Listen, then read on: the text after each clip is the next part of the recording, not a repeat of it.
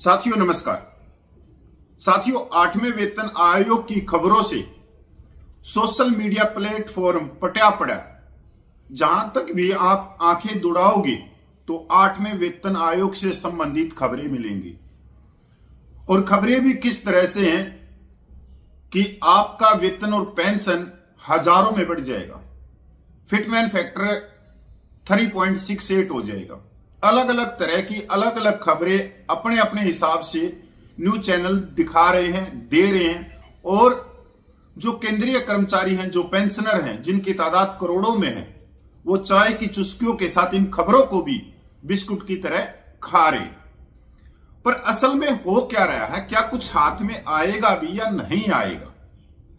क्योंकि अगर हम देश की आर्थिक स्थिति पे जाते हैं और जिस तरह से पिछले दिनों में शेयर मार्केट की गिरावट आ रही है, शेयर मार्केट नीचे जा रहा है, या देश के खजाने में जो पैसों की कमी की बात हो रही है, या हम अमेरिका और इंडिया के अंदर जो व्यापार समझौता है चाहे उसकी बात कर रहे हैं, या जो संसद के अंदर जो आम बजट आया चाहे उसके ऊपर संसद ना चलने की बात हो, तो ये सारी चीजें जो हो रही हैं, जो भौगोलिक स्थिति है, क्या इनके बाद भी 8वें वेतन आयोग से कुछ हाथ में आएगा या नहीं आएगा? साथियों, ये मेन बात यहीं से शुरू होती है।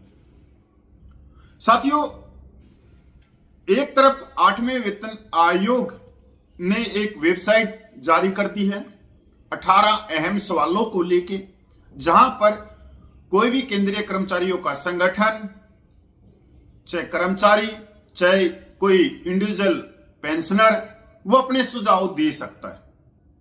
कहां पे? किसको? आयोग को, उनकी वेबसाइट पे जाके। इसी बीच एक खबर आई है मीडिया के अंदर कि जो बढ़ोतरी होगी, जो न्यूनतम वेतन में या पेंशन में जिसकी 18,000 रुपये है, तो उसके हाथ में जो पैसा आएगा वो आएगा 5,760 रुपया। और ये मैं नहीं कह रहा, ये जो मोर मार रही हैं ये है जो नेशनल मीडिया। आज इसी चीज को लेके एक बात आप लोगों के सामने रखूंगा। पहले इस पूरी खबर पे चलते हैं। इसका जो टाइटल है वो है 20% बढ़ेगी सैलरी, 1.92 होगा फिटमैन फैक्टर, इन हैंड में सिर्फ रुपया आएंगे 5,760, ऐसे निकलेगा कैलकुलेशन। ये खबर नेशनल मीडिया में है आज में और बड़े अक्षरों में छपी हुई है। तो हमने ये खबर जाननी चाहिए कि आखिर 8वें वेतन आयोग में क्या फायदा होगा या क्या नहीं मिलेगा, या सिर्फ यही हाथ में रह जाएगा। साथियों, इस खबर के अंदर कि केंद्रीय कर्मचारियों के लिए 8वां वेतन आयोग सिर्फ वेतन संशोधन नहीं है, बल्कि पूरी सैलरी स्ट्रक्चर का रीसेट है। नवंबर 2025 में आयोग का गठन हो चुका है। 1 जनवरी 2026 से इसे प्रभावी माना जा रहा है और अब वेबसाइट लॉन्च कर 18 अहम सवालों पर सुझाव भी मांगे जा रहे हैं। सबसे बड़ा सवाल यही है, फिटमैन फैक्टर कितना होगा और असली सैलरी कितनी बढ़ेगी? हमने पूरा फार्मूला निकाला, डीए को जोड़ा, 20% संभावित वृद्धि मानी और देखा कि 18,000 की न्यूनतम बेसिक आखिर कैसे 34,560 तक पहुंचती है। लेकिन जब मैं तुरंत बढ़ते हैं तो सिर्फ 5,760।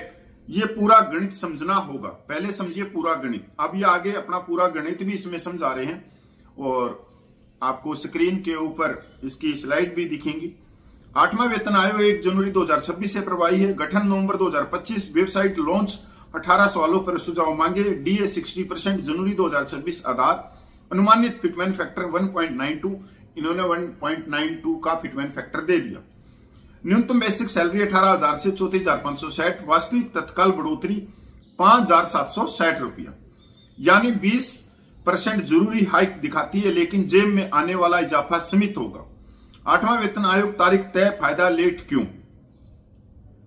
यह पूरा गणित डीए प्लस वेतन वृद्धि के फार्मूले से निकला है। पहले 7वें वेतन आयोग का उदाहरण देखें।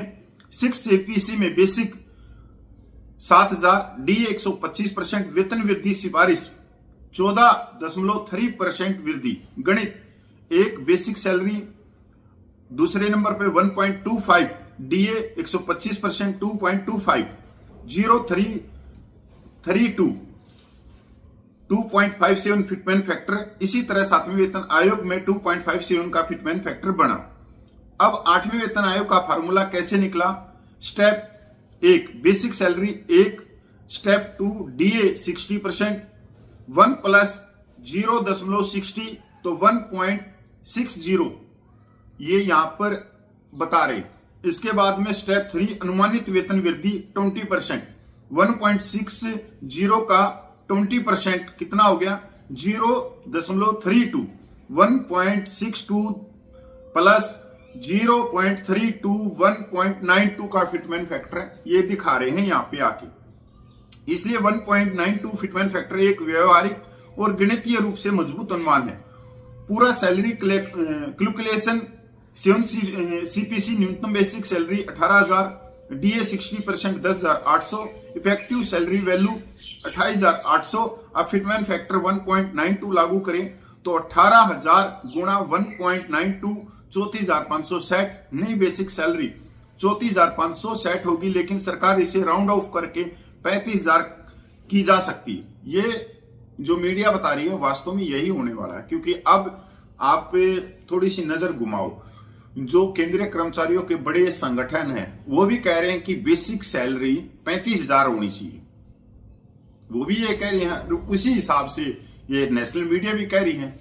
तो इसका मतलब ये जो खिचड़ी बनाई जा रही है, ये जो बड़े केंद्रीय कर्मचारियों के बड़े संगठन है और सरकार की मिली भगत से बनाई जा रही है। हाथ में कुछ नहीं आएगा, क्योंकि 60% डीए भी हो जाएगा, क्योंकि अब फरवरी का महीना हो गया तो अप्रैल के अंदर फिर घोषणा हो जाएगी, क्योंकि एक डीए अभी बचा हुआ है जुलाई दिसंबर 2025 का, तो 60% के करीब हो जाएगा। तो हाथ में कुछ नहीं आएगा।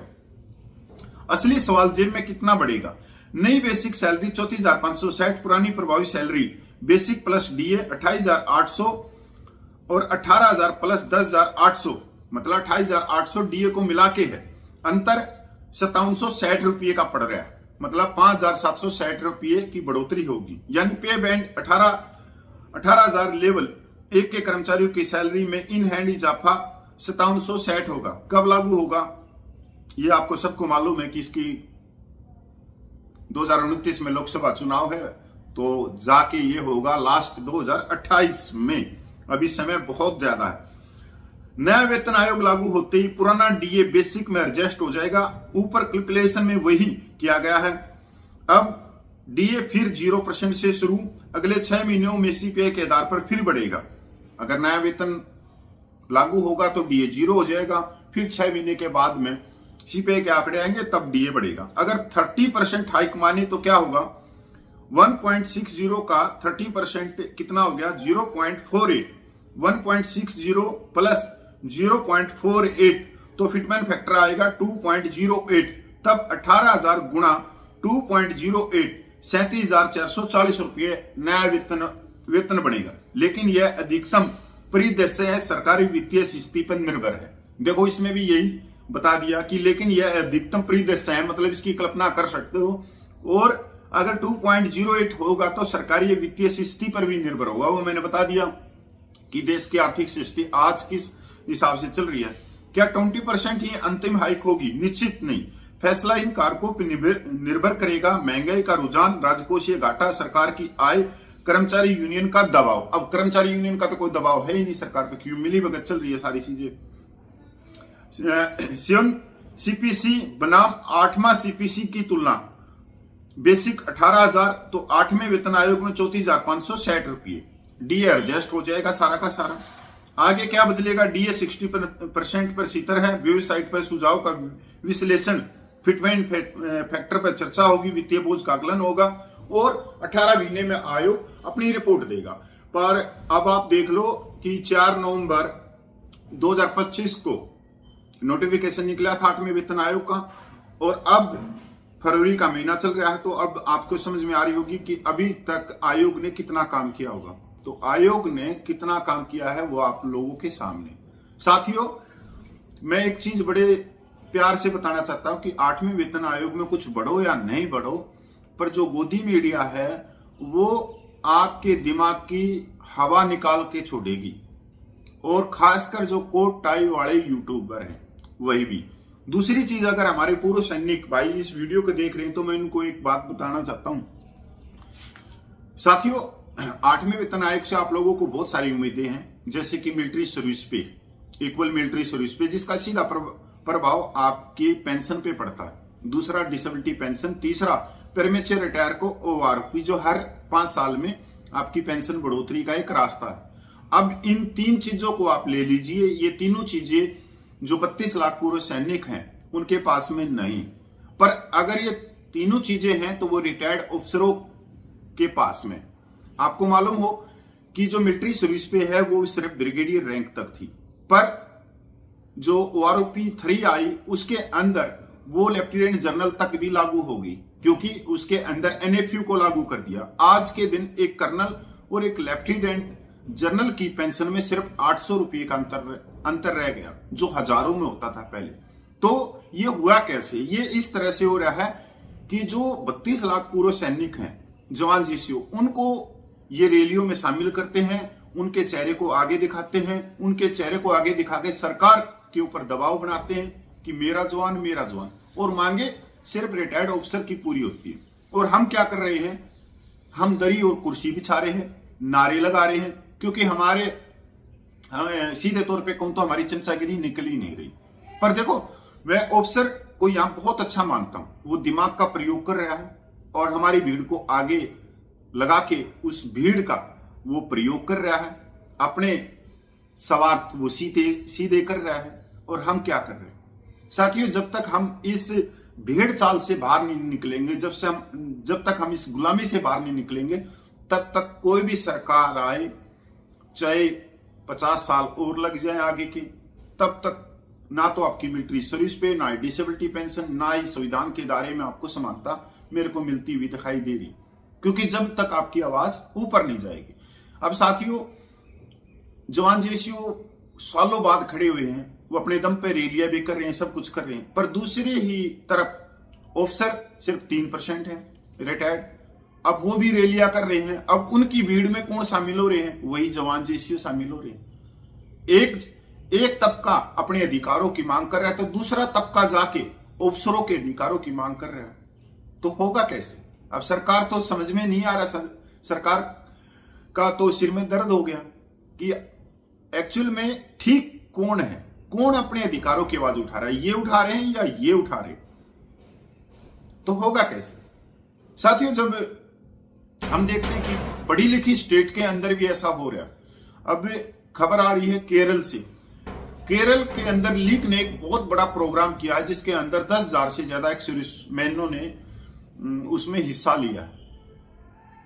स्टेज पे कौन थे? Retired officer. मांगे किसकी थी? रिटायर्ड ऑफिसरों की। जवानों को क्या कहा गया स्टेज पे कि आपको ये मुक्ति ड्रेस पहन के आनी है, ये ड्रेस कोड है। अरे भाई, आप पेंशनर हैं, आप सिविलियन हैं, आज भी आपको ड्रेस के चक्कर में, अनुशासन में बांध के, आपको ये समझ में नहीं आ रहा कि ये अनुशासन का चक्कर आपके अधिकारों की मांगों को कुचलना है। क्या कोई एक्स सर्विसमैन जो रिटायरमेंट हुए 60 साल हो गए, 50 साल हो गए, उनको भी ड्रेस कोड में, और वहां पर कोई आपके अधिकारों की बात नहीं हो रही, ना मिलिट्री सर्विस पे की, ना डिसेबिलिटी पेंशन की, ना प्रीमेच्योर ओआरओपी की, किसी चीज की बात नहीं हो रही। बात वहां पे किस चीज की हो रही है? संख्या बल की। किसको दिखाया जा रहा है? सरकार को। और क्यों दिखाया जा रहा है? क्योंकि केरल में आने वाले दिनों में विधानसभा के चुनाव हैं। उनकी ड्यूटी लगाई गई है कि एक्स सर्विसमैन को इस तरह से लेके आओ, एक्स सर्विसमैन को इकट्ठा करो और इनकी वोट डलवाओ, आपको हम राज्यपाल बना देंगे, आपके जो भी और मांगे हैं अफसरों की वो सारी आपकी पूरी कर देंगे, और हम दरी कुर्सी बिछाते ही रह गए। साथियों, ये जो पढ़े लिखे हैं उनमें, अब उत्तर भारत की बात करें तो यहां इतने पढ़े लिखे नहीं है, पर मैं इतना कह सकता हूं कि जैसे हरियाणा, पंजाब खासकर, इसके अंदर कोई भी रिटायर्ड ऑफिसर इतनी जल्दी रैली नहीं कर सकता। ऐसा नहीं है कि यहां चमचे नहीं है, यहां भी है 50% से 60% तक, पर रैली कामयाब नहीं हो सकती यहां पे, क्योंकि यहां चाहे कम पढ़े लिखे जवान हैं, पर वो अपने अधिकारों के बारे में आज जागरूक हो चुके हैं। यह सच्चाई की बात है। उसके बाद में फिर राजस्थान आता है। राजस्थान में भी बहुत ज्यादा तबका एक्स सर्विसमैन का, वो भी जागरूक है। फिर आता उत्तर प्रदेश का, वो भी जागरूक है। यहां तक बिहार या दूसरी स्टेटों की बात कर ले, जहां पर आप लोगों ने पता कि बहुत दूर भी हैं, यहां तक वो भी थोड़े बहुत जागरूक हैं। पर अगर हम बात करें साउथ की, तमिलनाडु की, केरल की, आंध्र प्रदेश की, कर्नाटक की, वहां के जवान तो बहुत ज्यादा पढ़े लिखे हैं, पर वो अपने अधिकारों के बारे में मेरे को नहीं लगता कि जानते या नहीं जानते। पढ़े लिखे आदमी भी अगर अपने अधिकारों की मांग नहीं करते तो उसमें उत्तर भारत के पूर्व सैनिकों का क्या मतलब? वो तो इतने पढ़े लिखे भी नहीं होते, इतने जागरूक भी नहीं है, फिर भी वो जागरूक हैं अपने अधिकारों के बारे में। तो मैं सिर्फ ये अंतर बता रहा हूं कि एक तरफ पढ़े लिखे हैं तो दूसरी तरफ दूसरा तबका, पर दूसरा जो तबका है वो अपने अधिकारों के बारे में जानता है। पर जो पढ़े लिखे हैं, जिनको संविधान के आर्टिकल पढ़ने आते हैं, जो समानता के आर्टिकल पढ़ने आते हैं, तो वो भी अपने अधिकारों के बारे में नहीं जान पा रहे। तो साथियों, नमस्कार, जय हिंद।